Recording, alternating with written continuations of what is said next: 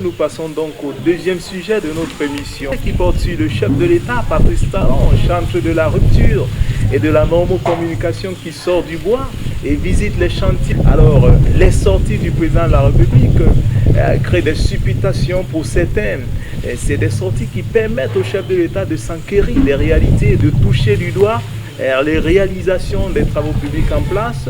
Au-delà des rapports, il est question pour le chef de l'État, pour certains, de toucher du doigt, de descendre sur le terrain, de vérifier les avancées des travaux et pour pouvoir rendre compte le moment venu au peuple du Bénin. Pour d'autres, ce sont des sorties populistes, éminemment politiques, pour lesquelles le chef de l'État veut profiter et surfer sur la vague des réalisations pour pouvoir gagner ou bien rester à la tête de l'État du Bénin et faire emporter son camp par rapport aux partis d'opposition. Les débats sont ouverts, toujours avec Claude Combla-Combi, journaliste, directeur de Action Publique Web TV. C'est reparti, Claude, votre avis par rapport à ces sorties du chef de l'État? Initié plusieurs projets depuis 2016, des projets dans plusieurs domaines, que ce soit dans l'assainissement du cadre de vie, dans l'économie locale, les infrastructures routières, la gouvernance politique.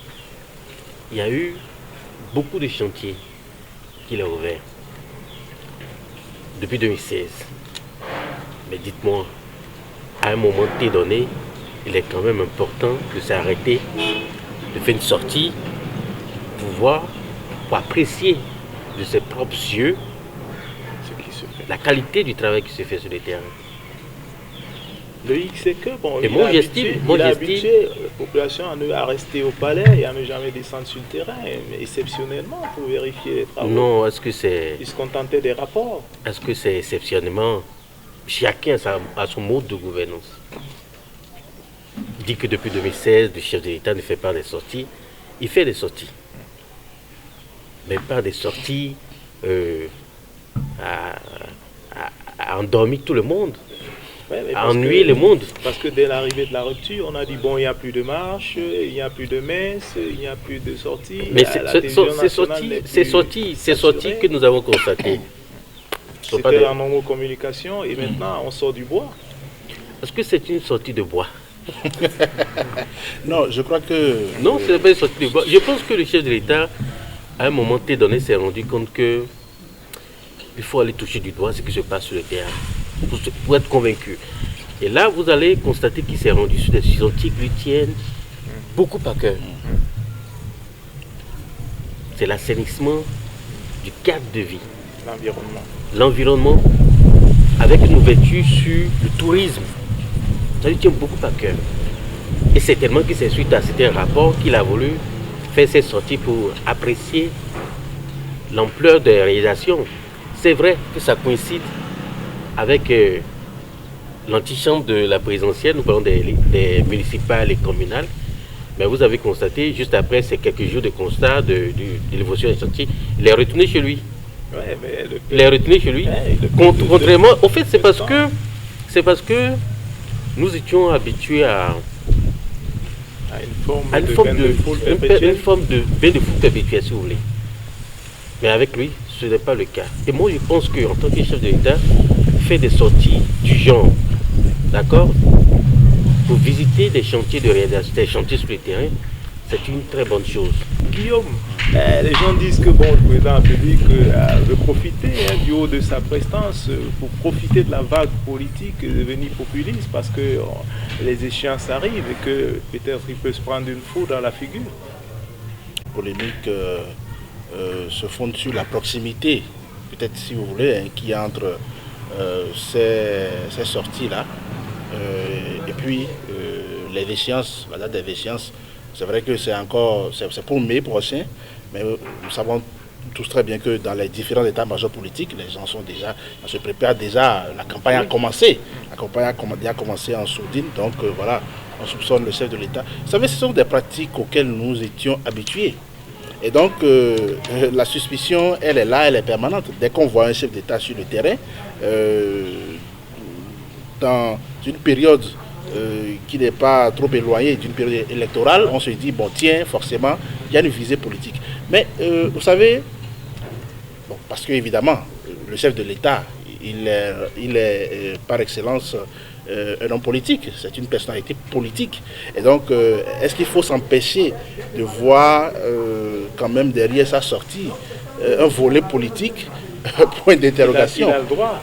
Toujours est-il que, non, lorsque vous observez, lorsque vous scrutez, vous décryptez ces différentes sorties, vous vous rendez compte que elles étaient beaucoup plus à but technique. Parce que vous savez, il est tout à fait normal pour un chef d'État de pouvoir de temps en temps sortir de son bureau et d'aller toucher du doigt, d'aller toucher des yeux, si vous voulez, ce qui se fait réellement sur le terrain. Et de pas seulement se contenter des comptes rendus qui lui sont faits. Parce qu'il y a une chose que nous semblons peut-être oublier. C'est qu'au terme des 5 ans, Patrice Talon sera le premier à devoir répondre de tout ce qui aura été fait durant son mandat. C'est d'abord lui. On pourra par la suite, si éventuellement il y avait des soucis, on pourra éventuellement trouver d'autres responsabilités. Mais c'est d'abord lui qui répond.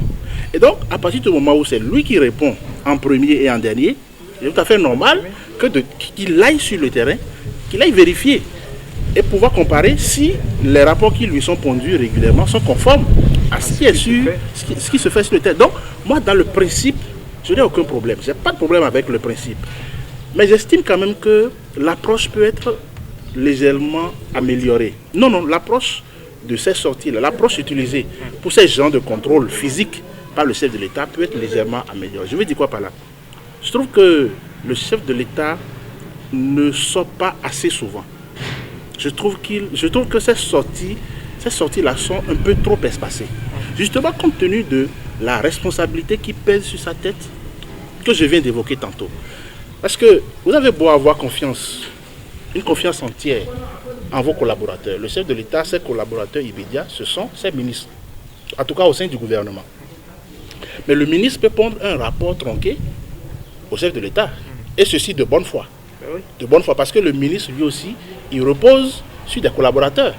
Et ce sont les rapports que lui font ses collaborateurs. Le problème, c'est que quand il va falloir faire les frais, c'est le chef qui va suivre. Voilà, donc il est sorti beaucoup plus souvent que ce que nous voyons là, sans pour autant verser dans le populisme. Parce que ici, je note que les précautions qui sont prises, c'est de tout faire pour ne pas verser dans du populisme, comme nous l'avions connu autrefois.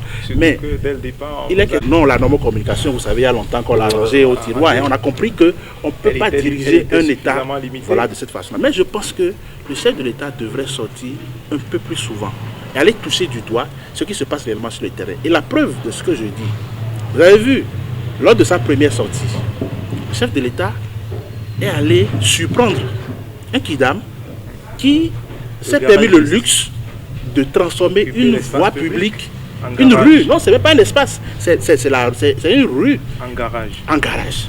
Il a carrément, s'est accaparé d'une rue qu'il a transformée en garage.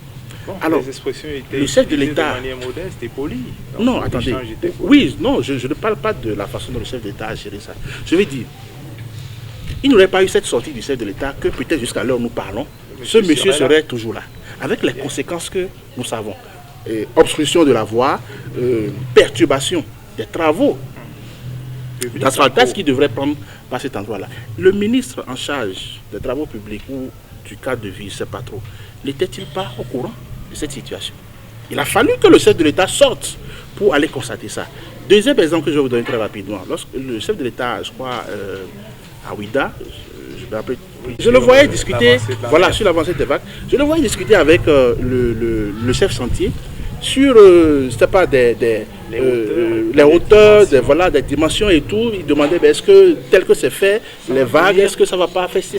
Donc voilà des observations beaucoup plus techniques qui n'étaient, non, ces observations-là n'étaient perceptibles pour le chef de l'État que s'il allait sur le terrain. Il se serait contenté de rester dans son bureau, qui n'aurait pas pu faire ces détails-là. Donc il est important, Emmanuel, j'estime, il est important que le chef de l'État sorte un peu plus souvent que ce que nous voyons. Si éventuellement il sort, le chef de l'État, il a le droit, même s'il peut utiliser politiquement ses sorties, il a le droit, c'est un homme politique. Ah oui. s'offrir des occasions de bain de foule, c'est une très bonne chose. Au chef d'État Ah oui. africain. C'est une très bonne chose, Guillaume. Ça permet de juger le Ça pour, permet- de prendre le pour ça pour lui voir son permet vote de- en termes de Ça popularité. lui permet de savoir que sa population apprécie ou désapprouve de Son façon action. perceptive son action. S'il passe dans une rue en plein travaux d'asphaltage, par exemple, si les travaux sont mal exécutés, les populations à cette occasion ne vont pas lui offrir ces instants de bain de foule, non. Elles vont se contenter juste de l'observer. Mais lorsque la population constate que les actes de développement qu'ils posent sont réels, sont prometteurs, mais c'est aisément qui va bénéficier de ces bénéfices. Et bénéfices besoin dans le nord, dans le septentrion. Pourquoi? Parce qu'il y a pas mal de chantiers qui sont ouverts, qui évoluent pour le grand bonheur des populations. Ça vous dit quoi?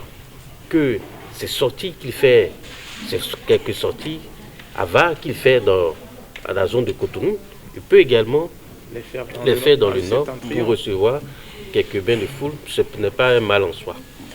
Donc, a dit que il a le droit de toute façon, il peut les utiliser politiquement comme c'est nécessaire parce qu'il faut contrôler ce qu'on fait en tant que chef, parce que le mois venu, c'est à lui de rendre compte par rapport aux attentes de la population du Bénin. Même si l'intention du chef de l'État n'est pas d'utiliser ces sorties pour des fins politiques, ces descentes sont par essence politiques. Non, je veux dire, ces descentes par essence vont impacter politiquement. Parce que rien que l'information, ça impacte politiquement. Vous avez vu, au cours de l'une de ces dernières sorties, le chef de l'État a échangé, ne serait-ce que pendant 30 ou 1 minute, avec les populations en langue locale. Et qu'est-ce qu'il leur disait? Il leur disait, la patience. Voilà, il leur disait qu'aucun dirigeant ne peut sciemment faire du mal, ne peut sciemment vouloir du mal de ses compatriotes. Et il les invitait ici, à davantage de patience, davantage de courage. Et voyez-vous, cet échange-là, ce type d'échange, ce type de contact est unique. C'est-à-dire, c'était tellement sincère, tellement franc, que si le chef d'État était resté dans son palais et s'était adressé de façon solennelle aux populations, l'impact que l'échange direct a eu n'aurait pas été le même que s'il était resté. C'est pour vous dire que le contact direct de temps en temps entre un dirigeant et ses populations, ce contact-là est indispensable. Bien,